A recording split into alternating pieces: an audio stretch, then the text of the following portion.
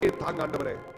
உலகம் எப்படி வேணா நடக்கும், ஆனா அந்த சத்தத்தை கேட்கிற தேவ பிள்ளைகள் தேவனுக்காக நடக்க போகிற அந்த நடையிலே கர்த்தர் நிச்சயமாய் அவர்களை ஆசீர்வதிப்பார். நல்ல ஸ்தோத்திரம் பண்ணுங்க, ஸ்தோத்திரம் பண்ணுங்க. ஆண்டவரே, சுய வழிகள் வேண்டாப்பா, உமக்கு பிரியமான வழிகளிலே நடக்க, பிடித்துக்கொண்டு நடக்க, வார்த்தையை பிடித்துக்கொண்டு நடக்க கர்த்தர் கிருபை தாரும். தேவனுக்கு பயந்து நடக்க கர்த்தர் கிருபை தாரும். ஆண்டவரே, நீர் உமக்கு பயந்து நடக்கிறவர்களை பாக்கியவான் அழைக்கிறீங்களப்பா. அவங்களுக்கான நன்மைகளை நீங்க ஆயத்தம் பண்ணி வச்சிருக்கிறீங்களே. இந்த சபையிலே, இந்த கூட்டத்துல, இந்த சத்தத்தை கேட்ட ஆன்லைன்ல கேட்ட பிள்ளைகள் யார் யாரெல்லாம் செபிக்கிறீங்க, உண்மையா ஆண்டவரை கேட்கிறீங்க.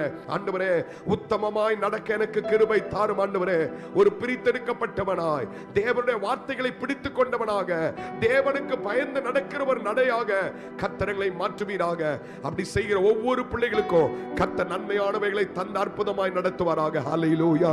பாடுவோம், மகிழ்வோம், கொண்டாடுவோம், அப்பா சமூகத்தில் பாடி மகிழ்ந்து கொண்டாடுவோம்.